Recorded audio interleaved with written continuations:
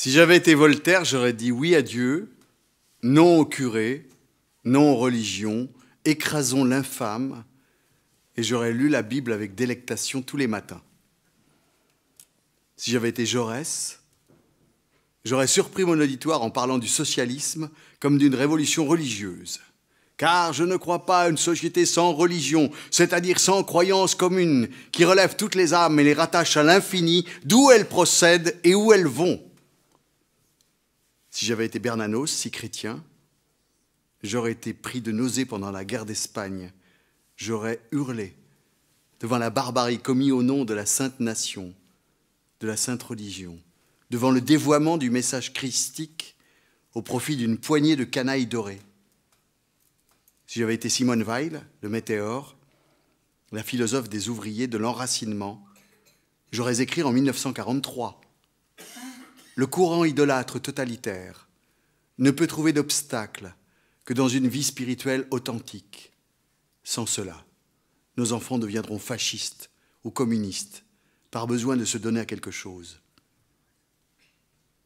Si j'étais Éric de Lucas, je dirais « Je ne suis pas croyant. Je ne dis pas que je suis athée. Pour l'athée, celui qui croit est un menteur à lui-même. Je ne vois pas les choses de cette manière.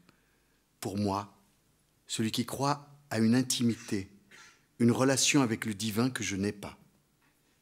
La foi, c'est comme l'amour. Ça ne dépend pas de vous. Mais je suis Yannick Jolin. Et depuis toujours, j'ai aimé malaxer cette matière ronde et chaude des contes, des mythologies, des légendes sacrées.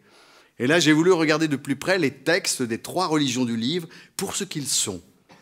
Des histoires, des récits qui se mélangent, qui se répondent, qui évoluent.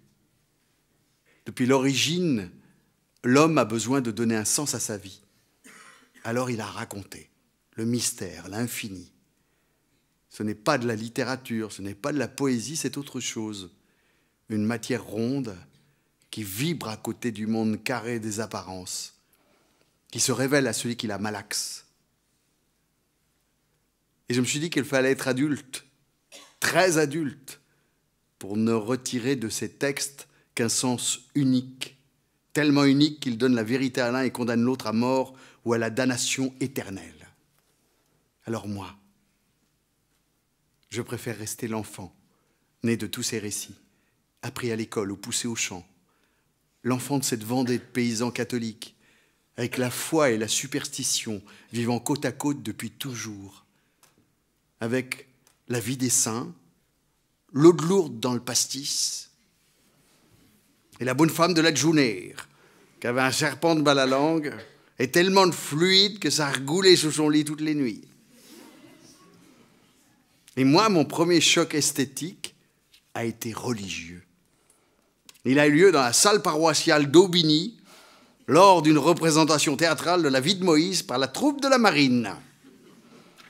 C'était en patois. Ma langue maternelle est mon hébreu à moi. La troupe de la marine, c'était une troupe de gars qui se retrouvaient tous les samedis après-midi, entre gars, pour un grand projet, bâtir un voilier. Quand le voilier était fini, il était tellement énorme, ils n'ont jamais réussi à le sortir de la grange, ce qui faisait dire à l'amiral, qui était un genre de pape de cette communauté, que c'était pas grave, car c'était un bateau qui était fait pour buffer dans les voiles des rêves qu'ils n'auraient jamais le temps de faire dans cette vie-là. Et les autres ajoutaient que c'était pas grave si le bateau voyait jamais la mer, parce que eux non plus, ils n'avaient jamais bu d'eau. C'est d'ailleurs à l'occasion de la mort de l'un d'entre eux, Moïse Poisson. C'est un surnom. Hein, c'était quand même le marchand de poissons. Et il était mort noyé dans un tonneau. Alors ça, c'est une image, hein, voire une allégorie. Et là, ils ont décidé un hommage appuyé. Tout le monde a été mis à contribution. Grosse production, hein, genre Cécile B2000 communal. L'amiral à la mise en scène. Gisèle à la narration. Alors vous allez me dire, une assemblée de gars? Gisèle? Oui, mais elle, c'était pas pareil. C'était pas vraiment une femme, c'était une vieille fille. Donc ça compte pas. D'ailleurs, quand elle est morte, il y avait les survivants de la marine qui suivait le cercueil et qui disait, avec cette tendresse si particulière qui les caractérisait, « Oh, ben Gisèle, on va bien être la première fois qu'on va réussir à y mettre dans le trou. » Eh ben, c'était la narratrice. Le rôle de Dieu, au début, a été pris par Gaudin. Gaudin, qui était un retraité parisien, un retraité de la banlieue rouge, ancien syndicaliste, libre penseur. Très vite, il a fait valoir sa clause de conscience pour ne plus jouer Dieu. On lui a confié le rôle de la mer Rouge, c'était plus dans ses convictions. Et le rôle titre de Moïse a été donné à l'unanimité à Isidore, cantonnier historique de la commune, qui, en plus, était vraiment son année, parce qu'il venait d'être inscrit au patrimoine immatériel de l'humanité, parce qu'il avait les stigmates du cantonnier, vous voyez.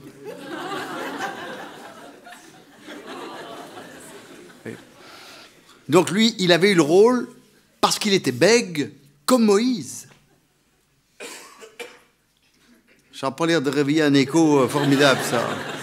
Attendez, quand même, Dole, il y a un fond, il y a une histoire religieuse extraordinaire à Dole. Hein, c'est un 21 décembre 1614, la Sainte Hostie rentre à Dole quand même, non? Il y a des bases. Moïse, ça vous dit quelque chose?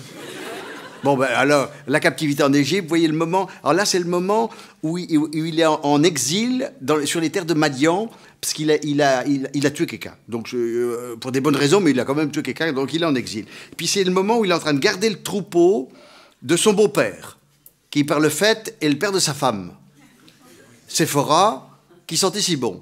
Hein, et qui était elle-même montée sur un petit bourricot qu'elle avait acheté chez un mécanicien qui avait des oreilles d'âne, qui s'appelait Midas. Voilà. Et à un moment donné, Moïse voit un buisson qui fiambe mais qui brûle pas. Alors là, Moïse y pense, mais comment que c'est qu'on fiambe mais qu'on brûle pas, ça? Et là, il entend une voix qui dit « Issez, issez, issez ». Alors, dépendamment de votre langue maternelle, je suis. Et là, la voix l'invite à retourner en Égypte, libérer son peuple pour l'emmener dans un pays où coule le lait et le miel. Et c'est là que Moïse, il refuse d'y aller en disant qu'ils ne vont jamais le croire parce qu'à cause de...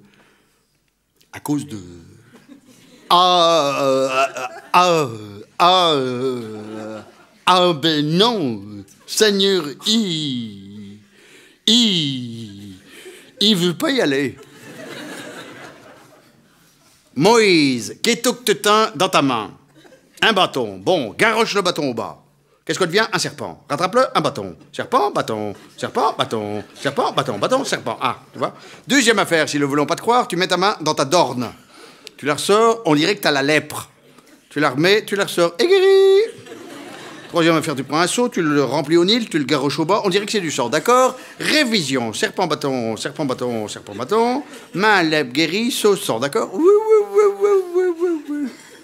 Mais il veut pas y aller. Pas parce qu'il y a la goule,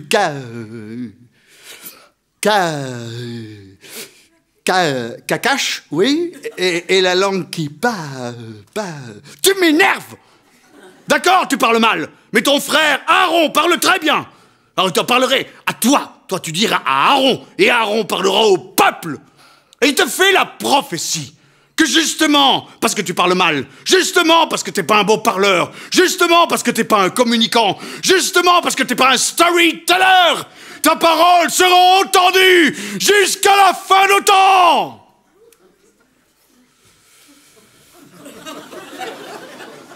Ça vous dit quelque chose, ça, quand même? Les gens s'intéressant plus à rien. Et puis on a oublié toutes ces histoires. C'est qui ces deux femmes avec les assiettes en carton collées derrière la tête? Puis l'autre avec son ULM multicolore accroché à l'échine. Et pourquoi elle croise les bras et cache quelque chose? Elle joue à puce? Elles ont la colique? Mais non, c'est l'Annonciation. L'Annonciation, ça Ça, c'est une des scènes majeures de l'évangile. En même temps, quand tu connais pas l'évangile, t'es foutu. Hein. Et ça, c'est celle de Fra Angelico. Ça, c'est à Florence, tu vois, au couvent San Marco, en haut des marches. Ça, c'est 1440, tu vois. Bon, enfin, 1444, tu vois. Lui, c'était un moine, il fait ça entre deux messes, tu vois, c'est marqué en dessous. Toi qui poses devant, oublie pas de faire ton Ave Maria. Non, mais enfin, il n'était pas le seul, hein, tu vois.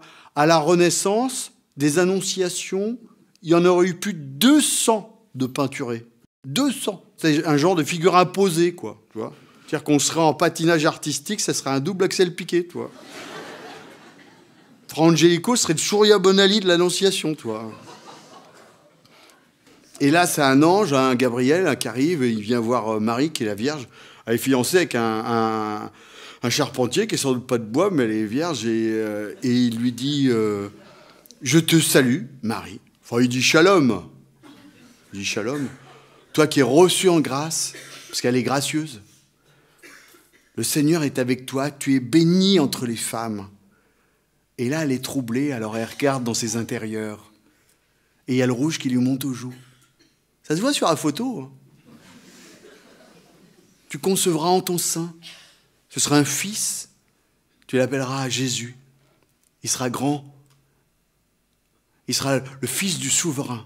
Il vivra éternellement. Mais comment c'est possible? Je ne connais point d'homme. Tu vois, il dit connaître au sens...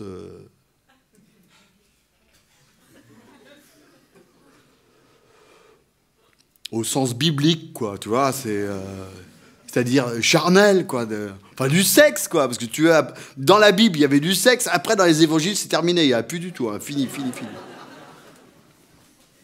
L'Esprit Saint surviendra en toi, et la puissance du souverain t'enombrera. C'est un genre d'insémination par les voies aériennes, quoi.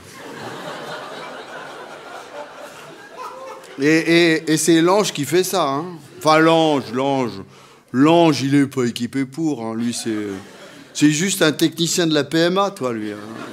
La promotion de la maternité angélique.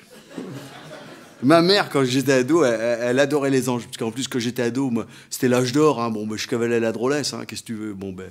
Puis ma mère, elle me disait toujours, tu vois l'ange? Eh ben, prends-en de la graine. Mais ben là, l'ange, quand il repart, elle est enceinte et elle est vierge. C'est-à-dire qu'elle est vierge avant, elle est vierge pendant, elle est vierge après. Et même qu'après, avec Joseph, ils n'ont pas le droit de forniquer, puisque l'ange est venu le trouver, donc il est au courant. Mais bon, après, ils vont quand même avoir 4 enfants, elle reste vierge quand même. Hein, et 6 enfants, 4 gars, 2 filles.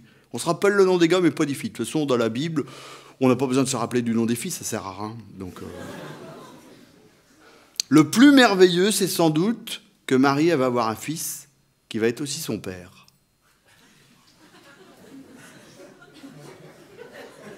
Ça, au niveau du modèle familial, c'est quand même pas très clair. Tu vois, avant, Dieu, il est au-dessus et il descend pas, toi. Il descend jamais. Hein. Il parle qu'à des gars. Il parle toujours qu'à des gars. Puis là, il a besoin de s'incarner, donc il a besoin d'un ventre de femme. Donc c'est un genre de mère porteuse, toi. Et donc, il va avoir son fils Jésus avec l'aide du Saint-Esprit. C'est ce qu'on appelle l'opération du Saint-Esprit. C'est pas très facile à comprendre. Hein. C'est même totalement incompréhensible, et c'est pour ça qu'il faut y croire, disait Saint-Augustin. C'est un genre triplette de Belleville, quoi. Ou du fil en 3, ça c'est une boisson de chez nous. Hein, un tiers d'eau, un tiers de sucre, un tiers d'eau de vie. C'est une boisson qui remonte, ben là c'est pareil. Jésus, il s'incarne, il meurt, il ressuscite, et il remonte. C'est la première fois qu'il y avait du haut débit entre le bas et le haut.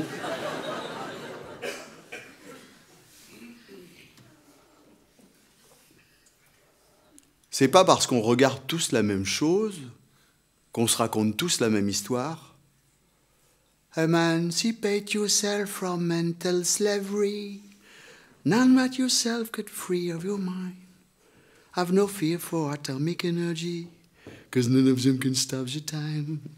Won't you help to sing these songs of freedom? 'Cause all I ever have, redemption song. J'étais dans les seins de ma coiffeuse. Massage du cuir chevelu, Bob Marley à fond dans les haut-parleurs, le Nirvana. Et j'adore ma coiffeuse. Elle s'appelle Ophélie et je lui fais toujours la même blague en patois quand je rentre dans son magasin. J'ai dit toujours « Bonjour, madame Chocanapé !» Parce qu'en patois, Ophélie Chocanapé. Alors ça, c'est une blague qu'on peut pas comprendre partout. Alors, elle est drôle, elle a un magasin de coiffure qui fait aussi épilation, mais elle a dit « époilation ». C'est une spécialiste du maillot vendéen. Et le double cœur, ça va pas à tout le monde.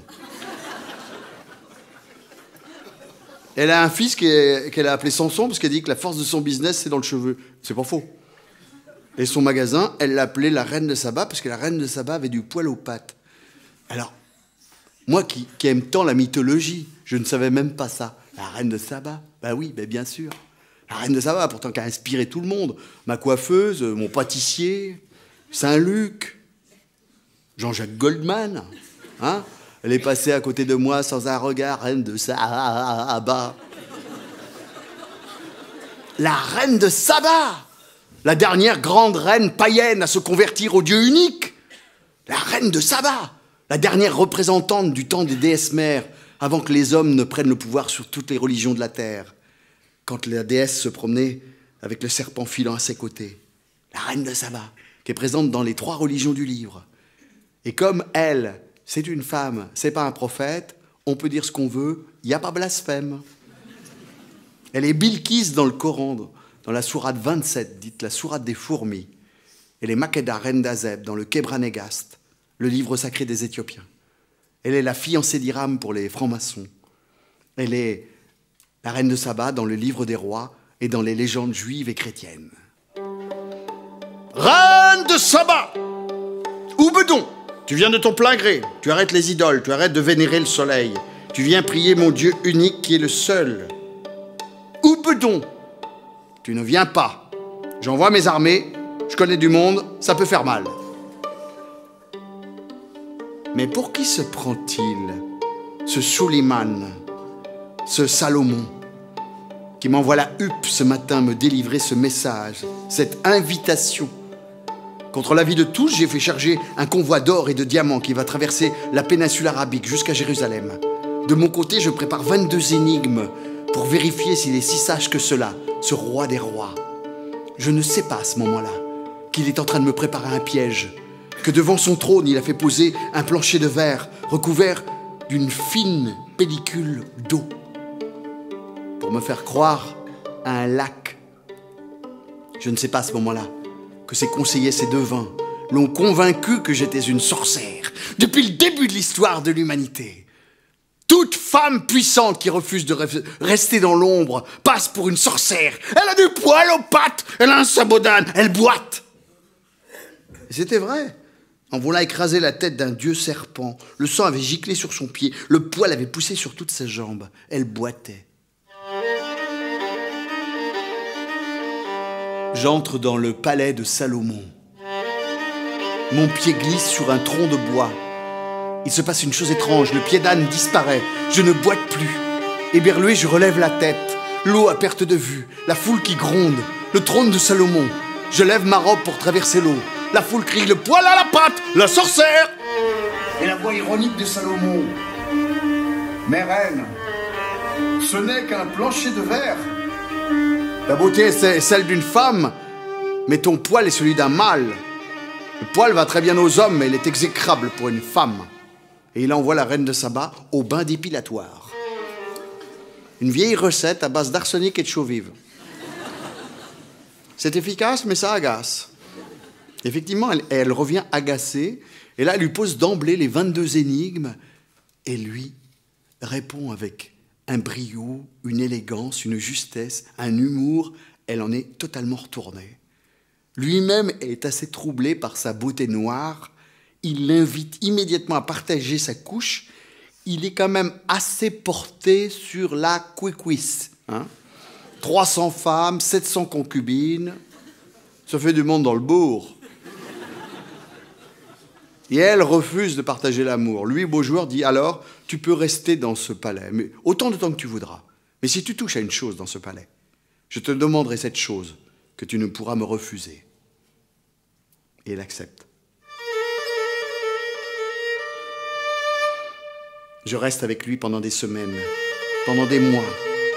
Aux côtés de Salomon, je vais visiter l'immense chantier du temple. Je suis subjugué par la beauté du lieu. Maître Hiram, l'architecte, est un très bel homme. Les rituels me fascinent. Je me convertis. Je commence à prier ce Dieu unique, ce Dieu si puissant, ce Dieu si lointain, si mutique, qui donne tant d'arrogance à ceux qui se réclament de lui. Je me dis que jamais il ne pourra me faire oublier mes dieux de nature, de fontaines sacrées. Ce soir-là, je lui dis que je vais repartir, une ombre dans ses yeux, mon cœur qui pince, un dernier repas épicé. Retour au palais, la soif, la fontaine qui coule, l'eau dans ma bouche, sa voix dans mon échine. Je te demande cette chose que tu ne peux me refuser. La nuit est longue, la nuit est épicée. Et quand elle repart, la reine de Saba est enceinte. Et elle va accoucher en Éthiopie d'un petit Ménélik qui grandit, va vouloir retrouver son père. Il le retrouve à Jérusalem, errant au milieu de ses nombreuses conquêtes, et ayant repris le culte des idoles anciennes. Il n'est plus à la hauteur du Dieu unique. Alors Ménélik décide un projet insensé. Il vole l'arche d'alliance, les tables de la loi, et suivi par les Lévites, les fidèles fonctionnaires suivant les tables de la loi, il part fonder la nouvelle Jérusalem, la nouvelle Sion, la nouvelle Zion, à Aksum, en Éthiopie. Et c'est ainsi que la reine de Saba va devenir la grand-mère de tous les Rastafaris de la terre, qui ne boivent pas d'alcool, qui ne mangent pas de viande, qui ne se coupent pas les cheveux car leur force est dans les cheveux, qui pensent que tous les Africains sont les descendants de la reine de Saba et du roi Salomon et de ces Lévites qui, forcément, on nous l'a caché, mais étaient forcément noirs, puisque pour eux, tout le monde était noir, Moïse était noir, Jésus était noir, tout le monde était noir.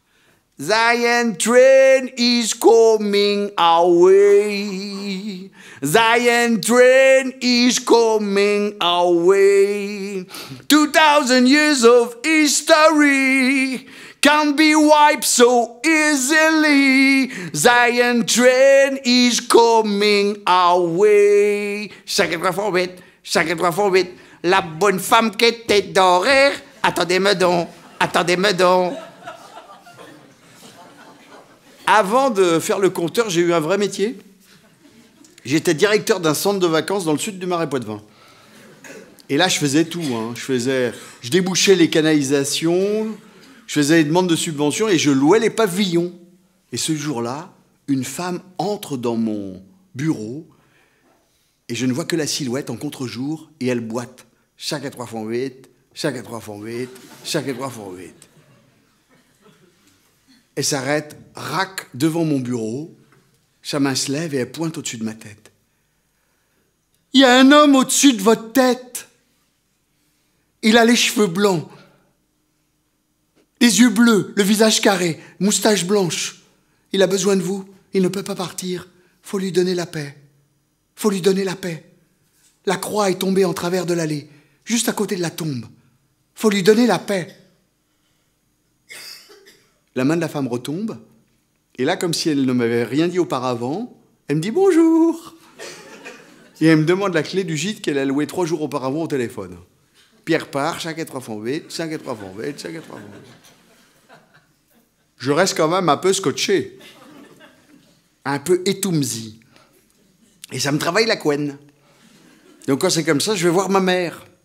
Parce que ma mère, c'est une catholique intense, mais il y a du monde en dessous. Parce que nous, après la grand-messe, tous les dimanches, on allait se faire traiter par la bonne femme de la journée. Celle qui avait un serpent de bas la langue. Elle nous faisait voir, elle nous levait la langue, puis elle faisait voir le serpent, comme ça. Oui, c'était impressionnant. Puis elle a traité ma sœur Francette, qui était mangée de verre.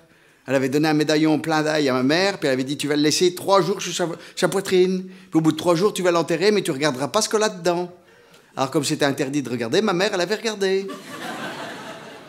Et ça grouillait de verre.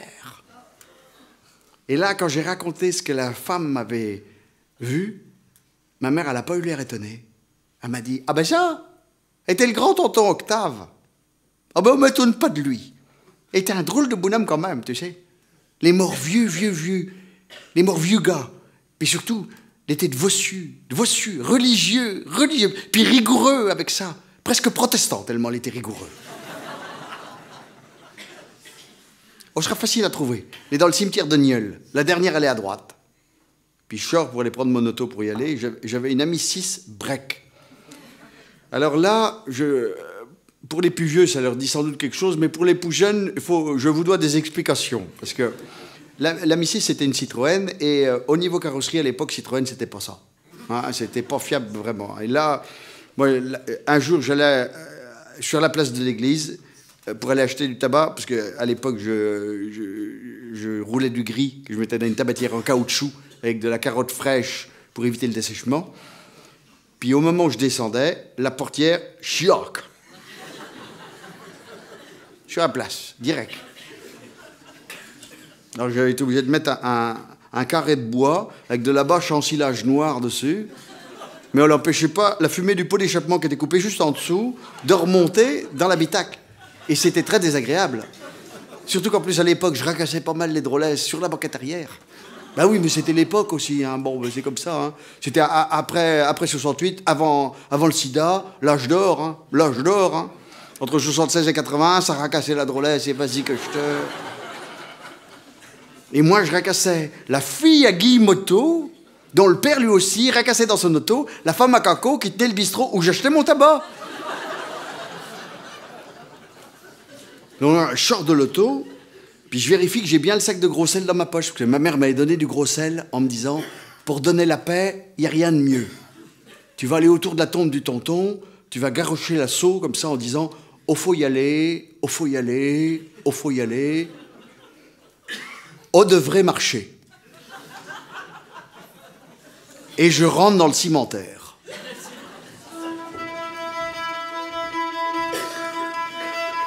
Et je l'ai vu aussitôt. Exactement comme m'avait décrit la boiteuse. La croix, tombée en travers de l'allée, juste à côté de la tombe. Et le nom sur la tombe. Octave Jolin, 1871, 1952. Et ça m'a sauté à la face, l'histoire que me racontait mon pépé. Mon petit Yannick, faut qu'il te raconte ce qui s'est passé parce qu'il faut s'en rappeler. Même si on l'a longtemps, faut qu'on s'en rappelle, tu comprends? Si on avait un dans la famille qui voyait la bête Bianche de Baltombreau le mourir dans la journée. On avait ceux-là qui voyaient la bête Bianche qui mourait. Puis on a eu un sacré pilot qui sont morts. Était dans le temps de nos anciens. Quand ils étaient à la Boutère de Niel, dans les années 70, 1870. Il va te dire une affaire, mon petit gars. Moi, il ne croit pas au sorcier. Moi, il est de même que c'est passé. Il ne croit pas au sorcier. Moi, il est de même que c'est passé. Il m'appelait Jacques Racineau. Il était un voisin d'Aujola à la Boutère. L'année de manure était en 67. 1867. Je me rappelle, c'était une bonne année. Bonne météo, bonne métive, bonne santé pour tout le monde, sauf chez Jolin. Le manure, elle a commencé le 10 septembre. Un gars mort. La semaine d'après, une autre gars, 19 ans, mort aussi, venant de là. La semaine d'après, une femme, 72 ans. Bon, elle avait fait son temps, enfin, il n'y a pas une raison quand même, toi. 3 morts, tu dis qu'il n'est pas normal, ça. On a du sorcelage là-dedans, de l'enjominerie. Puis on recommence la semaine d'après, encore un gars. Puis on finit le 22 octobre, une femme. Henriette Dallaire, le 22 octobre, venant de là. 5 morts, 5 cercueils qui sortent de chez Jolin, puis qui passent devant tes fenêtres de maison. Mais même quand t'es en bonne santé, te dis le prochain coup, on sera pour chez nous. Et après, elles sont égapiées, dispersées. On n'a resté plus qu'un petit couple. Puis le dernier net de Jolin, on a été le petit Octave Jolin. Il est né le 27 mai 71. Il m'en rappelle parce qu'on était à Saint-Michel d'après qu'ils sont partis. Ils sont partis. L'exode.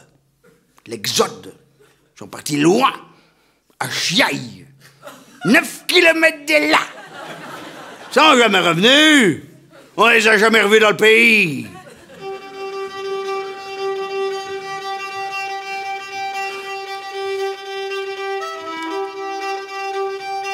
Oh, faut y aller. Oh, faut y aller, tonton. Quand on est mort, on reste pas accaché sur les épaules d'aux vivants. Hein, tonton? Qu'est-ce que t'as fait de mal pour avoir été obligé de rester Eh bien, t'as dû faire quelque chose de mal, dit tonton.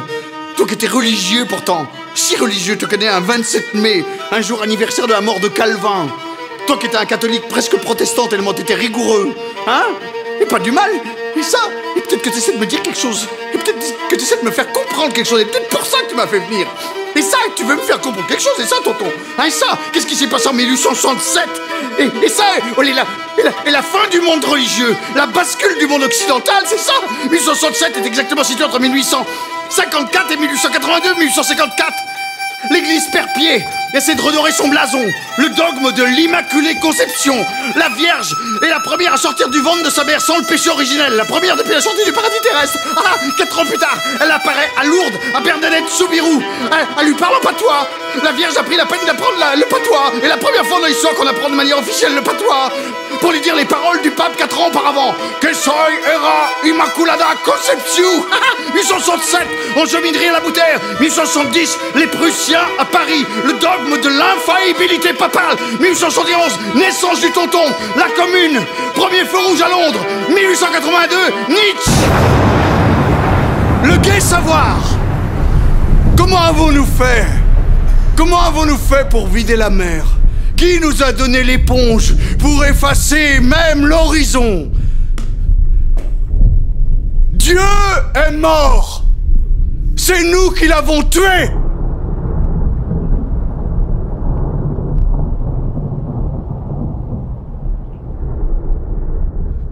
Bereshit, bara, Elohim. Au commencement, Adonai Elohim crée le ciel et la terre. Tout n'était que tohu et bohu, solitude et chaos. L'obscurité recouvrait l'abîme. Le souffle de Dieu flottait sur l'eau. Adonai Elohim prend l'argile, fait la première créature, la place dans le jardin d'Éden et lui parle. C'est la première fois que Dieu parle sans intermédiaire à une créature. Et aussitôt, c'est pour interdire. De l'arbre de la connaissance du bon et du mauvais, tu ne dois pas toucher, sinon tu pourrais mourir. Et la première créature est une femme. Et très rapidement, elle s'ennuie, parce qu'elle n'a personne avec qui parler. Alors Adonai revient, lui amène des végétaux, des animaux, lui propose de les nommer, et elle les nomme, puis elle s'ennuie à nouveau. Adonai revient en lui disant « Je pourrais créer l'homme de suite, mais il faut vraiment que tu m'assures que jamais tu ne lui révéleras que c'est toi, femme, qui a été faite en premier. Parce que ça, lui, il ne le supporterait pas. Il faut vraiment que ça reste un secret entre nous, un secret entre femmes. »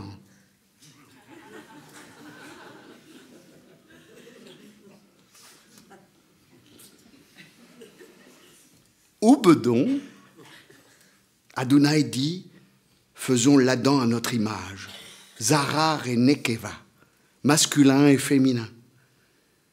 Et là, il fait la première créature en forme de boule, à la fois mâle et femelle, avec les organes sexuels de chaque côté, ce qui n'est pas très facile pour la conversation. Très rapidement, il est obligé de les couper par le mi-temps, les recoudre grossièrement au niveau de l'échine, et les renvoyer dans le jardin d'Éden avec interdiction de forniquer. C'est de là que ça vient. Ou bedon, Adonai dit « faisons l'Adam ». Et il prend l'Adama, poussière détachée de la terre, une poussière, l'argile la plus fine qui soit, parce qu'il voulait faire un Adam parfait. Et il fait un Adam vraiment lisse, vraiment un gendre idéal. Avec la cravate intégrée directement dans l'argile. Et avec ce qui reste d'argile beaucoup plus granuleux, il fait la première femme, qu'il appelle Lilith. Et là, ça se complique. Parce que elle a du tempérament. Lui, il est quand même assez... Il est parfait, il est parfaitement lisse, quoi. Il est vraiment presque phallo. Enfin, il a une personnalité assez faible, quoi. Une identité intérieure très très très fragile aussi, donc il compense avec un côté psychorigide très important. C'est souvent le cas. Donc il a des obsessions. Il veut toujours faire l'amour dessus. Parce que dans cette version, ils ont le droit. Et elle dit... Pourquoi? Je veux bien dessous de temps en temps, mais toujours, non. Ça n'a aucun intérêt. Lui qui n'a aucune imagination de ce côté-là. Lui, il a un côté missionnaire avec le goupillon en avant. Donc il s'énerve. Il la prend, il la jette à terre, et au premier geste violent,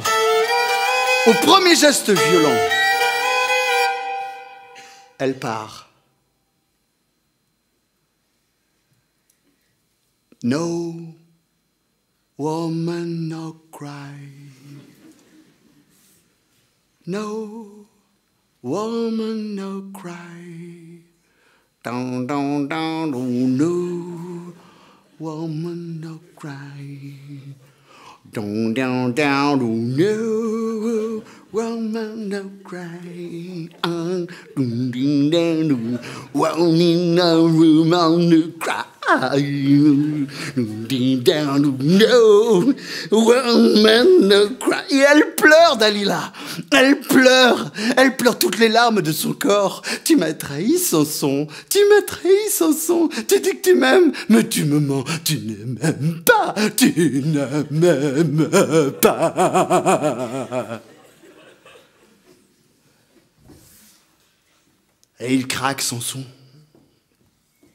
Quand tu m'époules, je suis au paradis. Sans mes cheveux, je serais trop malheureux. Et là, il ne voit même pas le sourire qui élargit le visage de Dalila, même s'il sait qu'elle trahit. Il pose sa tête sur sa cuisse. Elle lui caresse les cheveux. Il ronronne comme un petit lion, comme un petit chamchon, un petit soleil. Dalila, la superbe, la merveille, la beauté absolue. Dalila, juive comme lui, qui le trahit pourtant, que les princes philistins ont acheté une montagne d'or pour qu'elle extirpe le secret de sa force. Elle prend la mèche de cheveux, elle coupe. Une mèche tombe, la première, et lui sourit. C'est comme si s'allégeait le poids du héros. Il n'a rien demandé, Samson. Il n'a rien demandé du tout. Il n'aurait même pas dû naître. Ses parents étaient beaucoup trop vieux. Sauf que qu'est-ce qui se passe dans la Bible quand les parents sont trop vieux? L'ange! L'ange de la PMA qui arrive et qui annonce toujours l'arrivée d'un fils, un fils, un fils. En plus, celui-ci sera un héros qui va commencer à libérer le peuple des Hébreux du joug des Philistins. Un peuple d'ennemis venus de la mer qui avait mis le pays sous coupe réglée. C'était insupportable. Cet enfant-là serait en plus un nazir, un être consacré, qui ne boirait pas d'alcool, qui ne mangerait pas de viande, qui ne se couperait pas les cheveux, car sa force serait dans ses cheveux. Et il a grandi avec ce poids-là, avec ce poids du héros. Il est devenu très vite un colosse, promenant sa silhouette dégingandée sur les routes de Judée, un rasta au pays de la Torah, avec le problème du rasta qui est quand même l'entretien du cheveu. Faut aller quand même se faire épouler régulièrement, enlever les poux. Et il se trouve qu'à l'époque, les meilleures épouleuses, c'était les Philistines, les femmes des ennemis. Et là, transgression ultime aux grandes dames de ses parents. Il n'a pas hésité une seconde. Il s'est fiancé avec une ennemie, avec une Philistine. Ce matin-là, il part sur les routes pour aller la retrouver. Il voit un lion qu'il a étranglé à main nue quelques jours auparavant. Et il voit un essaim d'abeilles qui sort de la goule du lion. Il écarte la goule du lion et il voit du miel au fond. Il dit « Oh ça, c'est une bonne idée pour faire une énigme à mes futurs beaux-frères. » Ses futurs beaux-frères, les Philistins, qui étaient des guerriers, donc ils n'avaient pas le sens de l'humour. Autrement, c'est plus des guerriers après s'ils avaient le sens de l'humour. Du fort est sorti le faible. Du mangeant est sorti le manger. Qui connaît?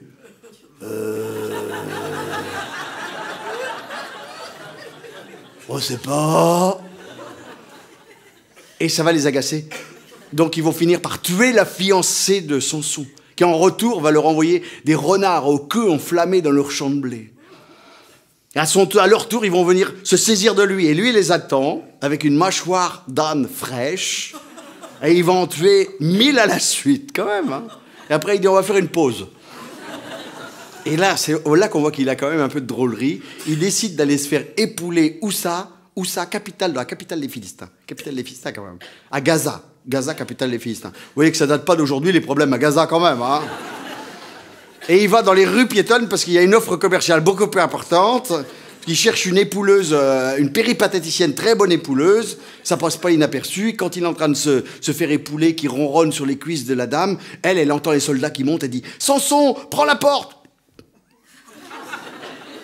Et il prend la porte, mais il prend la porte de la ville, 35 mètres de haut. Il va faire 80 km, il va aller à 1500 mètres d'altitude sur la montagne d'Hébron pour déposer les portes de la ville. En plus, c'était un week-end, il n'y avait pas de serrurier de service. Vous imaginez, ça buffait que le diable, tempête, des pneumonies. C'est là que les princes philistins ont craqué. Ils ont raballé ce qui restait comme or dans leur fond de tiroir pour acheter la seule capable d'extirper le secret de la force de Samson. Dalila. Et elle coupe. Les cheveux tombent. Lui, il sourit. Il l'a aimé au premier coup d'œil. Dans leur rencontre improbable au fond des gorges de Sorek. Pourtant, elle n'a pas tourné autour du pot. Hein. Elle lui a demandé son secret immédiatement. Alors lui, il a ri, puis il a menti, et puis elle a pleuré. Il lui a dit qu'il l'aimait, puis il a menti à nouveau en disant « Je me sauverai bien cette fois-ci, comme je me suis sauvé les autres fois. » Puis elle a pleuré, puis il a menti, puis il a ri. Mais ce jour-là, quand elle dit « Samson, les soldats sont sur toi », il ne peut plus lever le petit doigt. On se saisit de Samson, on lui crève les yeux, on l'attache à une meule de moulin. Les enfants sortent de partout pour humilier le colosse à terre. On crache, on bat, on frappe, on danse, on fête pendant des jours, pendant des semaines, jusqu'à lassitude. Puis on l'abandonne comme une vieille endive au fond d'une cave sur le sable obscur. Le temps passe, ses cheveux repoussent, sa force aussi. Ce jour-là, ils sont 2000 Philistins en train de danser dans les temples de Baal et de Dagon. Et lui ébranle les piliers du temple et 2000 Philistins tombent avec lui dans les enfers pendant que moi, je remonte au nirvana dans les seins de ma coiffeuse. Rastaman vibration, yeah, positive. Did you picking up now? Tung, tung, tung, tung, tung. Jah love, protect us. Tung, tung, tung, tung, tung, tung. Des peuples des Hébreux, un enfant mâle naîtra et au Pharaon le te tuera. Avant que la nuit ne soit tombée, tous les enfants mâles nés des Hébreux auront été passés par le fil de l'épée. À quelques mètres de là, une femme est en train de donner la vie. Une parturiente est en train de parturienter. Et un garçon le mourra pas. Et aussitôt, elle le mettit dans un petit pennet d'oisie qu'a déposé sur l'eau du fleuve Nil. Le petit bataille girouillait entremit les bouillées d'ajoncs et s'en allait poquer dans les mollets d'une jeune femme qui trempait ses petons dans la boue fertile du Nil. C'était la fille de Pharaon. Oh, le joli papou! Il va l'appeler Moïse. Allez vite me chercher une nourrice chez les Hébreux. Les Hébreux avant les meilleures nourrices qu'avant le meilleur lait avec le meilleur taux butyrique. Et c'est ainsi que Moïse va grandir avec le meilleur des deux civilisations, la force de Pharaon et l'amour de sa nourrice, qui est aussi sa mère biologique, le hasard. L'enfant a 7 ans, il gambade dans la cour. Pharaon revient du bureau, s'approche de l'enfant qu'il affectionne. Pose son genou à terre, l'enfant prompt prend la couronne de Pharaon, la pose sur sa propre tête. Sacrilège! C'est le présage! L'enfant doit mourir!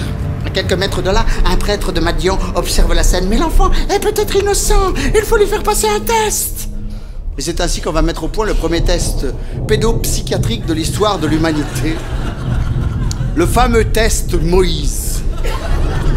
2 écuelles, l'une remplie d'or, l'autre remplie de braise ardente. Si l'enfant a la main qui va vers la braise, il est innocent. Si la main va vers l'or, il est ambitieux, il devra mourir. La main de Moïse file vers l'or. Et là, l'ange, la petite main des cieux, le bénévole jamais rétribué pour ses nombreuses actions généreuses, pousse la main de Moïse vers la braise. Moïse se saisit de la braise, la porte à sa bouche, se brûle la langue et la bouche, et c'est ainsi que Moïse devient bègue, et qu'il dira plus tard qu'il a la goule qui cache, et la langue qui patte.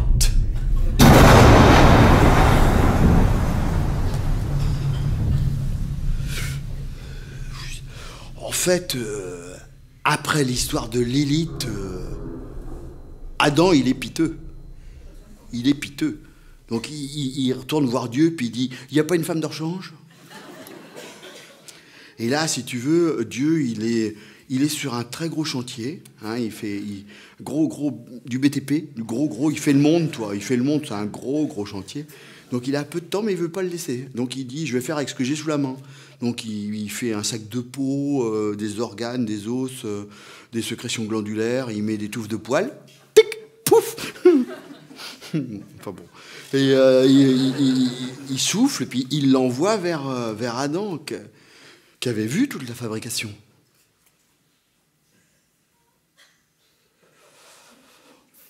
On va pas visiter Fleury-Michon avant de manger du jambon.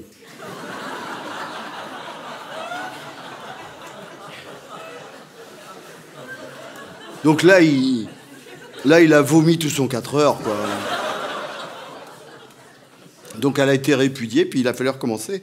Alors Dieu il s'est pas fait avoir, là, il a fait ça sous anesthésie générale, toi. Donc là, il endort Adam, et il va sortir du côté d'Adam. Du côté, ça n'a jamais été de la côte d'Adam. Du côté d'Adam. Ça peut dire la même chose. C'est une traduction invraisemblable. Traduction, mais traduction trahison, bah bien sûr, à qui profite le crime? Ah ouais, bah bien sûr. C'est quand même pas dire la même chose, sortir le féminin du masculin, que de sortir de la côte. Hein, à qui profite? Bah bien sûr. En plus, tu sais, au niveau des traductions, il y en a plein de possibles, parce que l'hébreu, comme c'est que des consonnes, tu changes les voyelles. Voilà. Il y en a plein d'autres. Il y a d'autres traductions qui sont assez intéressantes. Il y en a une où la femme, c'est le malheur. Bon, ça, en fait, ça, c'est un gag. Alors, pourquoi je t'explique? Parce qu'en fait, si. En fait, c'est parce qu'au VIe siècle, si tu veux, les Hébreux, ils sont en captivité à Babylone. Donc c'est là qu'ils écrivent toute cette partie de la Bible. Donc ils ont du temps de libre en captivité. Tu as du temps pour affiner tes gags, quoi, quand tu es en captivité. Tu vois? Donc c'est là ils ont emprunté plein de mythologies, de contes à Babylone, toi. Tu vois, ça s'est toujours passé comme ça dans l'histoire. Hein. Ils ont emprunté un gros, hein, le déluge, la tour de Babel, la résurrection des morts, les anges, le jardin d'Éden, tout ça c'est pompé. Quand tu crées, tu pompes. Ah, bien sûr. Il n'y a pas de création sans pompage. Hein. Et alors pour Ève, enfin Ève, d'ailleurs elle s'appelle pas Ève au début, hein, elle s'appelle Lomès. Elle va s'appeler Ève, qui est sortie du paradis terrestre. Au début, quand même, on lui en a fait porter, hein, à Ève.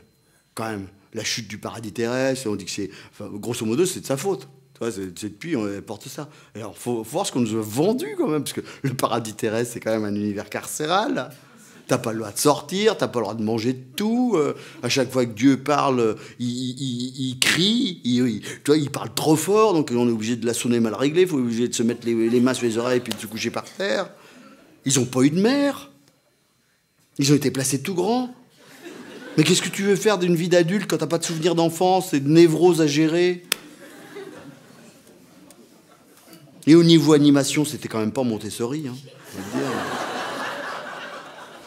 Qu'est-ce qu'ils avaient pour jouer des... Si, un poumeuil. Tu connais le poumeuil qui donne des poumes, fameuse poume, la poume. Alors là, c'est pareil, on nous a vendu ça. Ça peut pas être en Palestine, il n'y a jamais eu de poumeuil. Donc à mon avis, le paradis terrestre, c'était en 2 Sèvres, c'est pour ça qu'ils ont eu envie de partir. Tu vois, ils pouvaient jouer à Tamanti. Ça, c'est un jeu à boire, tu vois, Tamanti, quand tu as des poumes. C'est un jeu, quand tu perds, tu bois. Ben alors, à 2, c'est moins, forcément, je me dis, l'ennui. Parce qu'il y a une poule dans le poumeuil, Tamanti, quand on a 2, Tamanti, quand on a 1, Tamanti, quand on a 2, Tamanti, quand on a 1, Tamanti, quand on a... Puis après, si tu perds, tu bois, quoi, tu vois.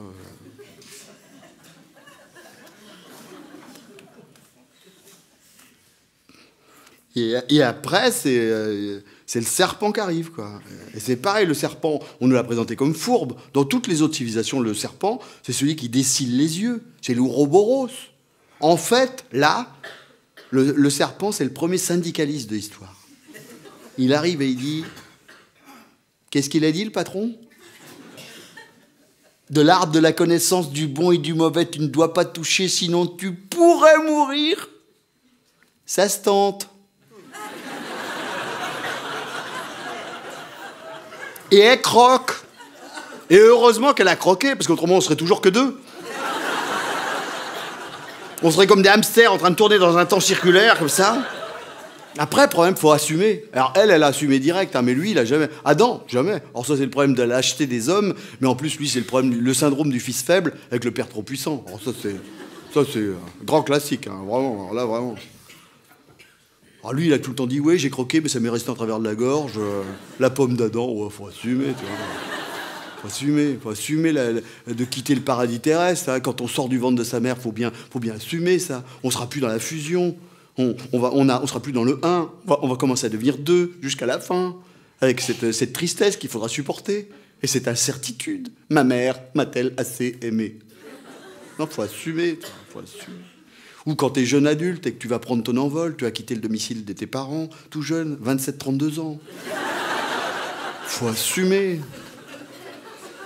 Alors là, quand ils quittent le paradis, eux, ils sont pleins de sève, donc ils font l'amour sur les peaux de bête. Puis après, ça lasse. Donc là, ils se sentent pauvres. Donc ils font des enfants. Quand t'es pauvre, tu fais des enfants, bah ouais. Puis après, ils ont une période dépressive. Donc là, ils se voient un peu comme ils sont. Donc là, ils se mettent à faire une maison en bois. Il n'y a rien de tel que l'autoconstruction contre la dépression. Puis là, ils mettent les enfants à l'intérieur. Et il y a Dieu qui passe. Ce qui fait quand même un peu de suivi. C'est un genre première visite de la DAS. Et là, elle va poser un acte qui va être déterminant. Vraiment. Elle a un doute, quoi. Et elle dit, oh, mes enfants, ils sont pas tous à la hauteur. Et là, elle décide de diviser les présentables et les non présentables. Et les non présentables, elle les met au placard. Ce qui fait que quand Dieu arrive, il n'y a que les beaux, tous habillés en Cyrillus. Il dit, oh, toi, tu seras capitaine de vaisseau. Toi, tu seras princesse de Monaco. Toi, tu seras dentelière. Et elle va dire, mais comme il est bon, mais qu'est-ce que j'ai fait? Pourquoi est-ce que j'ai fait ça? Moi qui aime mes enfants tous pareils, pourquoi est-ce que j'ai fait ça? Et elle est prise par une culpabilité qui ne la lâchera plus jusqu'à la fin de ses jours, ni elle, ni toutes ses descendantes, jusqu'à aujourd'hui. Et elle va ouvrir les placards. Moi aussi, je voudrais être princesse de Monaco. Eh bien non, toi, tu seras dame pipi dans les toilettes de la gare du Nord, faut tout pour faire un monde. Toi, tu seras éleveur de porc dans les Côtes d'Armor. Toi, tu seras premier secrétaire du Parti Socialiste.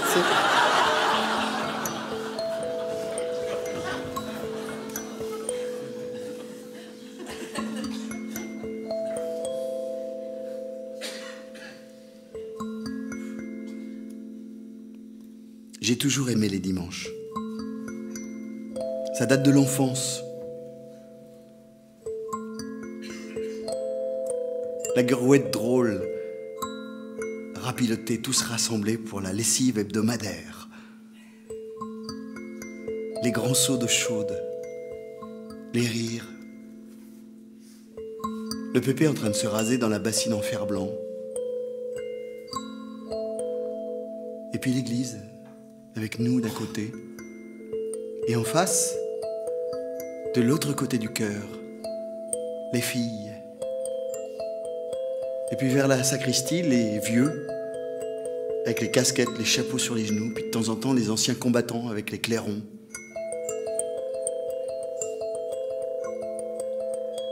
Puis dans la nef, les autres, surtout des femmes. J'ai jamais compris pourquoi il y avait toujours plus de femmes que d'hommes dans les églises. Il y a celle qui chante, il y a la fille à Bernadette Lefort. Elle chante faux. Et elle chante fort. Il y a mademoiselle Biry, mademoiselle Rachel. Mademoiselle Rachel, c'est une institutrice du privé. Elle est privée de tout, elle n'a même pas de mari. Mademoiselle Biry non plus, c'était la couturière, elle n'avait pas de mari elle non plus. Enfin, nous, c'est ce qu'on croyait au début. Après, on a appris que les deux, c'était les maîtresses officielles du curé, qui n'étaient pas mariées lui non plus. C'était pas les premières. Hein. Il y avait eu Mistry. Mistry, c'était un sacristain. Un dimanche matin, l'église bondait. Il avait sonné les cloches pendant 3 heures en attendant le début de la messe. Puis au bout de 3 heures, il y a un gars qui dit, secoue les pales. Hé, hey, Mistry, faut que t'arrêtes. N'aura pas de messe ce matin. Le curé, il est parti. Avec ta femme. Mais où est-il parti, le curé d'Aubigny? Il aimait la bouteille, cultivait la beauté. Ça, c'est une chanson qui a beaucoup voyagé. Comme la femme à Mistry. Et la chanson, elle est descendue dans les tranchées de 14-18. Et quand elle est remontée, elle a voyagé. C'est comme ça que je l'ai retrouvée il n'y a pas longtemps encore. Dans la bouche d'un vieux, dans la baie de Somme. Il l'avait apprise de son père.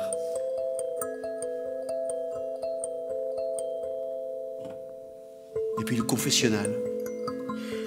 Avec le curé qui me dit « Yannick, tu ferais un très beau prêtre, sais-tu » Je me sauve.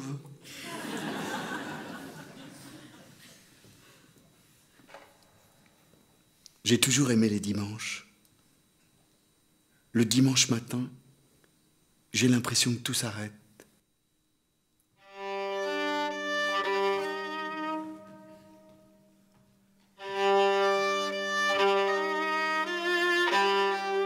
Tu connais Marie-Madeleine? Tu sais, c'est l'autre Marie. C'est la femme de mauvaise vie. C'est la femme tant aimée.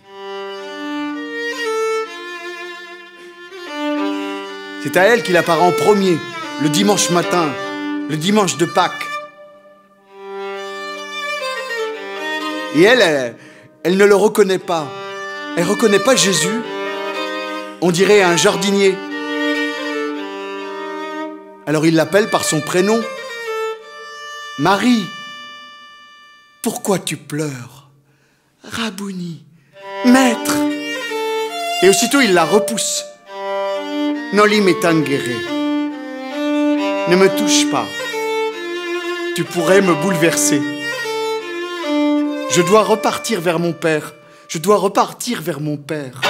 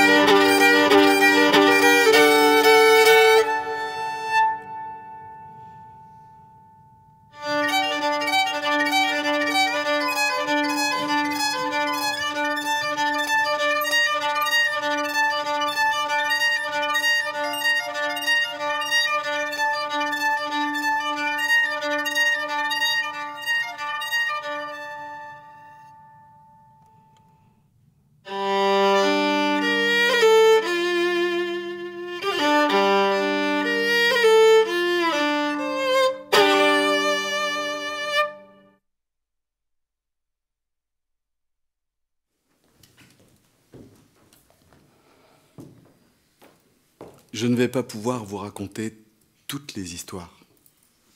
Il y en a trop. Je ne pourrais pas épuiser le sujet. Ça pourrait être divertissant de continuer pourtant. Hein? Ce serait un comble pour un homme qui se réclame de ce Moïse Beg, de ce Moïse des Midrash, que justement on pourra entendre jusqu'à la fin des temps parce qu'il parle mal. Je me disais qu'à notre époque de beaux parleurs, c'était intéressant d'évoquer ça. Je suppose d'ailleurs que pour vous, il y en a plein qui pensent que c'est moi qui ai inventé ces drôles d'histoires, ces drôles de versions d'histoires qu'on connaît tous plus ou moins. Hein? Non. J'ai trop de respect pour ces textes-là, pour ne pas avoir eu envie de remonter à d'autres sources. Je vous accorde quelques ornementations à la façon d'un moine copiste. Mais ce qui m'a troublé quand j'ai commencé à travailler sur cette matière première-là, c'est à quel point elle pouvait ressembler à la matière des contes avec ses multiples versions. De la matière à fabuler qui peut donner un sens à nos vies. Et c'est la version qu'on choisit de croire qui va déterminer notre communauté, notre manière de nous comporter les uns avec les autres. Cette manière de concevoir le vivre ensemble. Comme si, sur le chemin de l'humanité, des gens s'arrêtaient régulièrement en disant « Ah, nous on croit à cette histoire, on se pose là, pouf !» Ce qui a été le plus troublé en moi, c'est sans doute cet enfant que j'étais, qui a tellement aimé croire à une vérité unique. Tous les enfants du monde ont besoin de croire à une vérité ou qu'elle existe. Et quand on se rend compte à quel point elle balbutie, elle bouge, elle chambarde, elle se tricote, avec des intentions plus ou moins bonnes. Quand on voit à quel point ça évolue, toutes ces histoires, je suis fasciné. En plus, c'est vrai que je peux plus parler du christianisme, parce que j'ai baigné dedans, moi. J'ai appris la brasse dans le bénitier, moi. Donc, c'est vrai qu'en plus, le christianisme est particulier par rapport aux autres monothéismes. Parce que dans l'islam et dans le judaïsme, c'est un monothéisme. Dieu est au-dessus, donc il n'y a pas de problème. Donc après, c'est que les pratiques qui peuvent changer. Par contre, dans le christianisme, c'est la théologie, c'est la conception même de la religion, dans la mesure où il y a le Père, le Fils, le Saint-Esprit. C'est pas easy. Enfin, on sent qu'il y a des strates, quoi. Et la Vierge Marie là-dessus. Alors là, la Vierge Marie, si on peut parler de la Vierge Marie, ça c'est un bon exemple, parce que la Vierge Marie, c'est la mère de Dieu. Donc elle est Théotokos au Concile d'Éphèse en 400 et quelques. Mais après, on la laisse un peu de côté parce que c'est pas. Les Juifs se moquent énormément des chrétiens en disant une fille mère pour amener un Dieu sur la terre. Ils disent un peu comme nous on disait dans les campagnes avant, elle a pris au champ.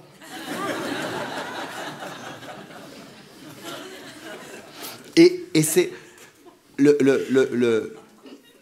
vénération de la Vierge a sans doute été liée à l'arrivée de l'islam. Parce que dans l'islam, la Vierge est infiniment importante. Elle est la mère d'Al-Masih, du Messie. Il n'y a qu'un seul Messie dans l'islam, qui est Jésus. Et quand elle accouche au pied d'un palmier, le pied sur un serpent, et elle part avec son enfant, Jésus. Et quand elle rentre à la maison, c'est l'enfant qui se met à parler pour expliquer ce qu'est sa mère. Et il est fort possible que le renouveau de la Vierge Marie soit dû à l'arrivée de l'islam et à la puissance de l'islam du départ. C'est important à redire de nos jours, ça, non? Après, la Vierge, elle a servi après de monnaie politique, finalement, parce que j'ai évoqué le dogme de l'Immaculée Conception, c'est-à-dire le fait que la Vierge soit sans péché. Hein, ça date que de 1854, donc c'est pas très vieux. Et l'Assomption de la Vierge, vous savez de quand ça date? Le dogme de l'Assomption de la Vierge, c'est-à-dire la montée de la Vierge au ciel. Vous savez de quand ça date? 1950. Le dogme. Et dans la religion catholique, il faut un dogme. Parce que le dogme, c'est le cachet qui fait foi. Avant, c'est que de la tradition populaire, c'est du folklore, quoi. Hein? Et donc, le dogme, c'est 1950. On peut légitimement se demander, avant, qu'est-ce qu'elle faisait? Surtout qu'elle a eu la chance de monter tout entière au paradis, avec ses habits, alors que Jésus n'est même pas monté tout entier, vous savez ça? Hein, vous savez ça? Vous savez qu'au Moyen-Âge, par exemple, il y avait une douzaine d'endroits en Europe où on vénérait le saint prépuce. Ben oui, ben forcément, il avait été circoncis, il était juif. Alors ça ne faisait pas plaisir à tout le monde dans l'église. Donc à un moment donné, au XVIIe, il y a un exégète de l'église qui a décidé que... Si, le prépuce était remonté dans le ciel. La preuve, c'est que c'était devenu un anneau de Saturne. Si c'est pas des contes merveilleux, ça...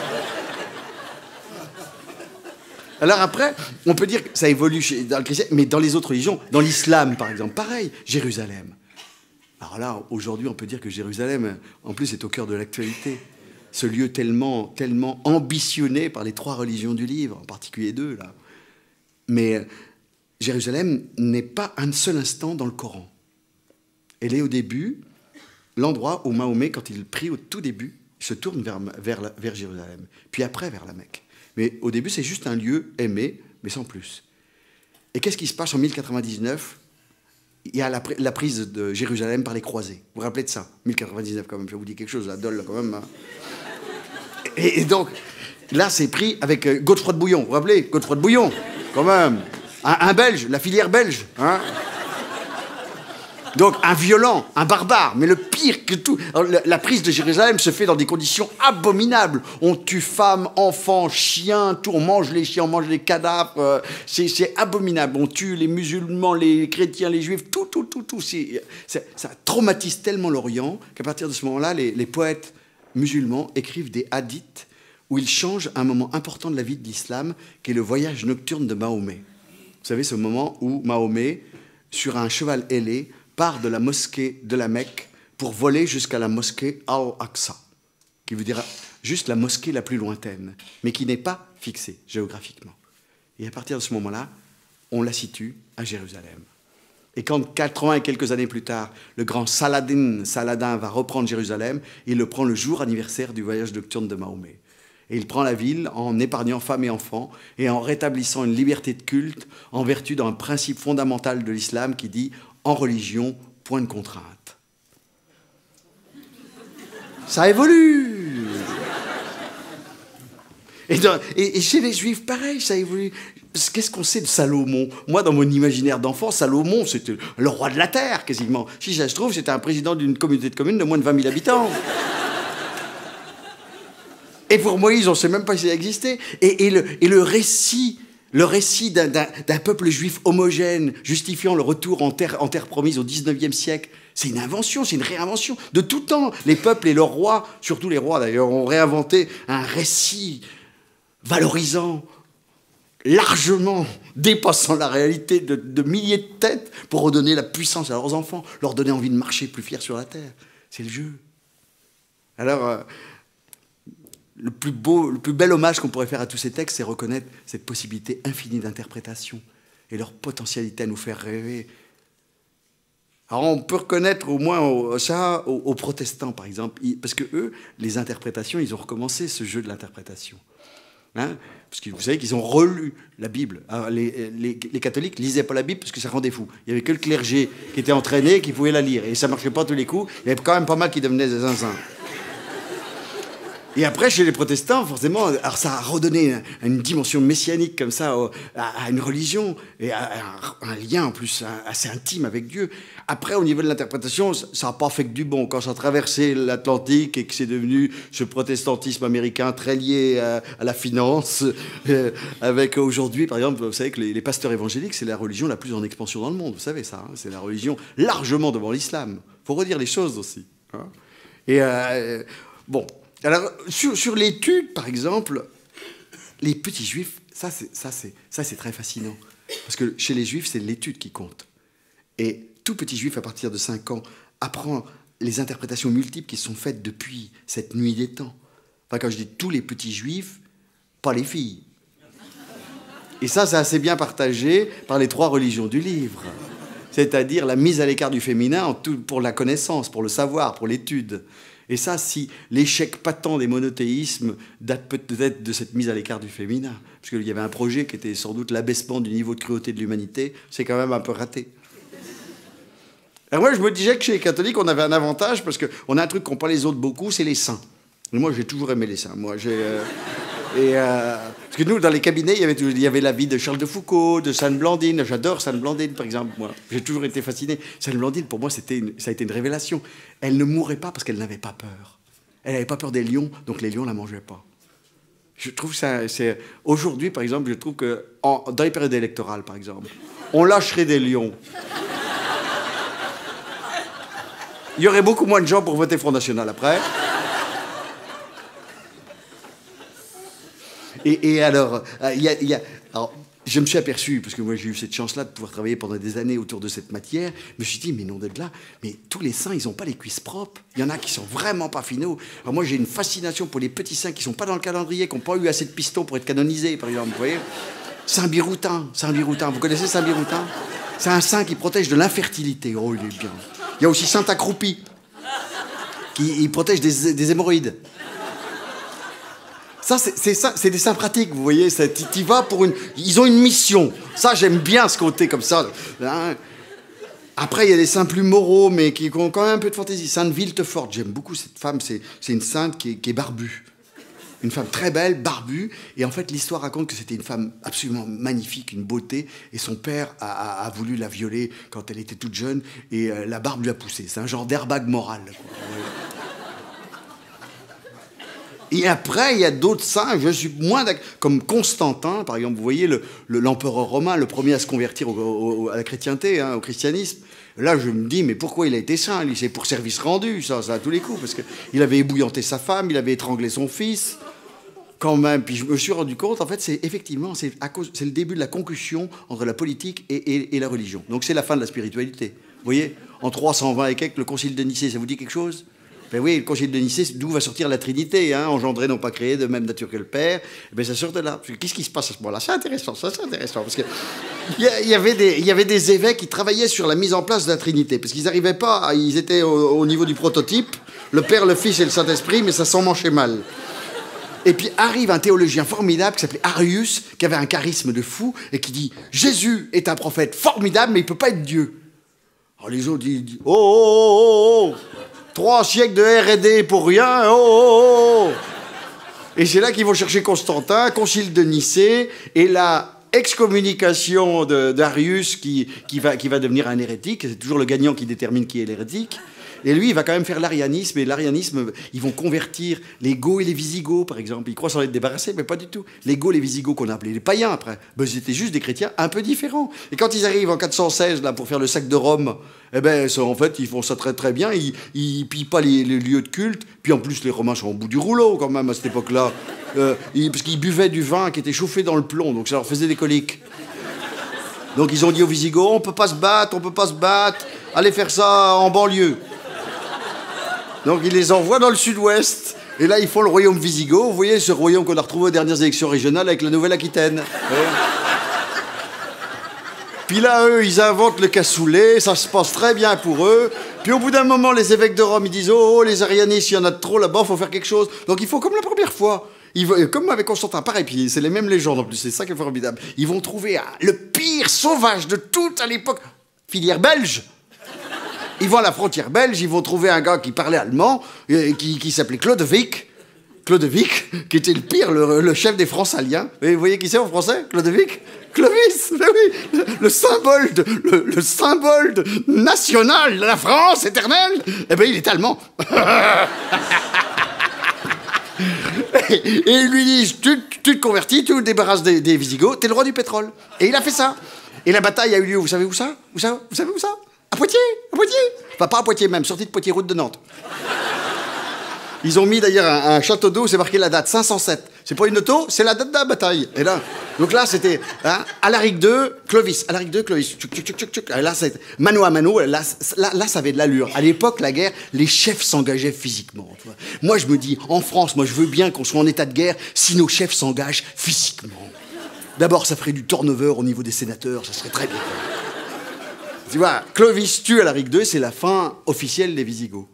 Alors, ce qui est intéressant pour Clovis, c'est que c'est un saint de l'Église, mais c'est aussi un saint de la nouvelle religion sans Dieu, parce que c'est le moment intéressant, la bascule des religions avec Dieu aux religions sans Dieu. Donc, vous voyez, le nationalisme du 19e siècle, c'est le début, ça, c'est formidable, à ce moment-là. Vous voyez, on avait pris une rousse en 70. Vous savez ça, vous, Adolphe, vous êtes près de la frontière allemande, vous, quand même, vous êtes au courant, quand même. Puis les plus vieux doivent s'en rappeler, 1870. Hein? on se prend une rouste avec les Prussiens à Paris, et puis là, il y a la République de Thiers, les Versaillais, là, ils sont là en train de dire, les bourgeois versaillais, ils disent « Oui, comment ça se fait qu'on a pris une dérouillée? C'est pas normal, faudrait faire un audit. »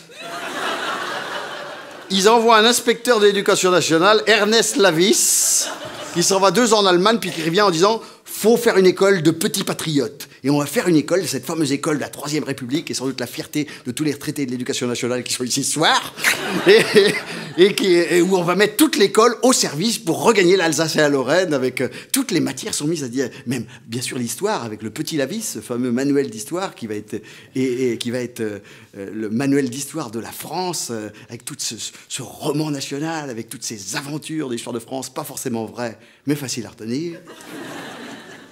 Hein, avec nos ancêtres les Gaulois, Jeanne d'Arc, on ressort, et ces phrases définitives, les petits Arabes méritent une éducation aussi bonne que les petits Français, cela prouve que la France est bonne et généreuse pour les peuples qu'elle a soumis. C'est formidable. Alors après, bon, vous allez me dire, les religions sans Dieu, il y en a eu pas mal depuis, elles ont défilé hein, jusqu'à aujourd'hui, on est en plein dedans, surtout dans ces périodes de fêtes qui... Les fêtes, les religions nouvelles ont toujours pris les plateformes d'en dessous pour arriver à se mettre par-dessus, vous voyez. Le christianisme s'est mis sur les rites solaires, et là, la religion de l'économie mondiale s'est mise sur les fêtes religieuses. Et là, on en a plein de nouvelles fêtes religieuses, maintenant avec le Black Friday, Halloween, et maintenant nos fêtes de Noël, c'est formidable.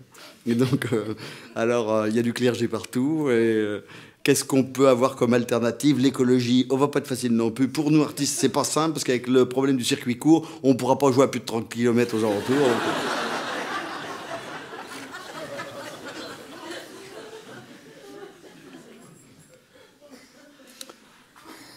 Ah, la seule question, en fait, qu'on aurait pu essayer de se poser, c'est qu'est-ce qu'on fait de cet héritage-là? Qu'est-ce qu'on pourrait faire de cet héritage de la Renaissance?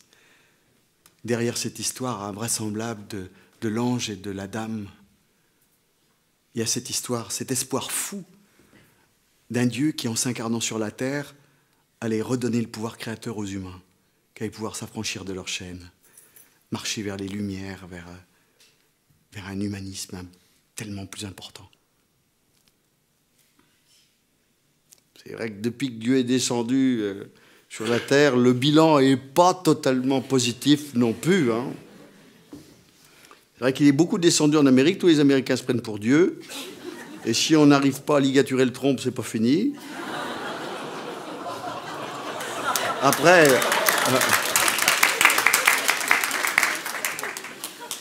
Et puis nous, comment on fait avec ça?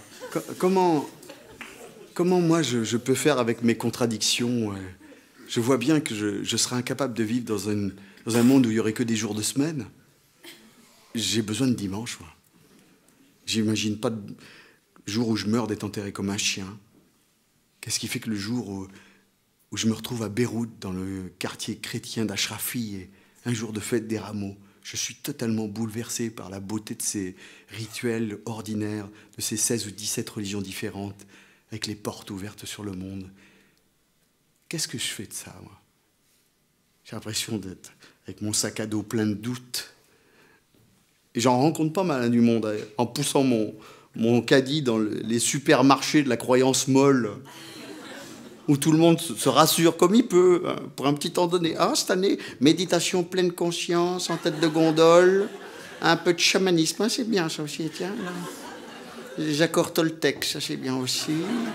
Un peu de zen, un peu de rebirth, ça, ben oui, ça va m'arranger pour cette année. Notre besoin de croire est tellement vertigineux. Et si on laisse toute la place à la théorie du complot, on n'est pas sorti de l'auberge quand même. Si Simone Weil était là, elle pourrait encore dire « Sans vie spirituelle authentique, nos enfants deviendront fascistes ou fondamentalistes par besoin de se donner à quelque chose. » On a tous besoin de se donner à quelque chose de plus grand que nous. Comme dans cette histoire de casseur de cailloux, il y en a un qui dit « Je fais un métier de merde, je casse des cailloux. » L'autre a un sourire léger, il dit « C'est dur, mais je nourris ma famille. » Et le troisième est hilar, il dit « Moi, je construis une cathédrale. » On a tous une cathédrale à construire ou un voilier trop grand dans une grange trop petite, qu'importe. si ça va dans le sens de la vie, si ça nous permet de ne plus vivre à la périphérie de nous-mêmes, même si tout nous y incite. Pourtant, on ne pourra pas faire l'économie d'aller à l'intérieur voir la Dame et l'ange. Dans les Upanishads, dans les textes sacrés hindous, il est dit que l'homme ne peut pas faire ça autrement. Cette aventure de l'intérieur de lui, où il va rencontrer le pire et le meilleur, la beauté absolue, la laideur maximum, le diable, l'ange, le féminin, le masculin. J'arriverais presque à regretter de ne pas avoir vécu au début des temps chrétiens, quand ils se bagarraient pour savoir si Jésus pouvait avoir un petit zizi, dans la mesure où il datait d'avant la chute du paradis terrestre. Alors, il ne voulait pas le peinturer, je suis peinture, forcément, parce qu'il ne devait pas avoir de zizi. Alors ça, on a retrouvé ça après dans les histoires du curé. Ça va me manquer aussi, tiens, quand tu n'auras plus du tout de religion, parce que moi, dans les banquets de famille, on avait toujours des histoires du curé. J'adorais ça. Il y en avait une que j'aimais bien, c'était un artisan qui faisait des crucifix. Et il savait que sa femme le trompait. Et à un moment donné, il s'en va, il fait semblant de s'en aller, et puis il voit le curé qui vient, puis il le laisse s'installer, puis il va pousser la porte, puis la porte couine, sa femme l'entend. Et « Mon mari, cache-toi !»« Où ça, où ça ?»« Dans l'atelier !» Et le curé fonce dans l'atelier, puis il s'installe sur un crucifix grandeur nature, tout nu. Et quand l'artisan arrive, il est sûr de le trouver. Et il le trouve dans l'atelier, et il le reconnaît, dit l'histoire, à la couille et aux vies qui pend. Et il dit « Oh, comment ai-je pu faire une erreur esthétique pareille ? Un zizi au petit Jésus. » Et là, il prend un couteau, et d'un coup d'un seul, il lui coupe les 3 ornements.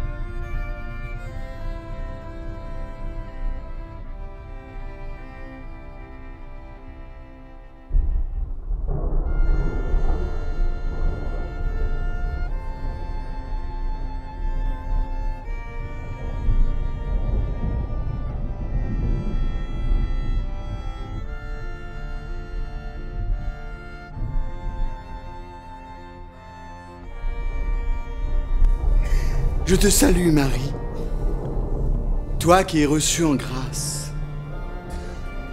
Le Seigneur est avec toi, et le fruit de tes entrailles est béni.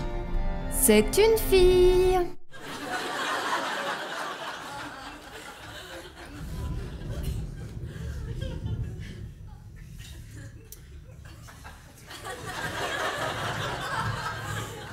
Ah ?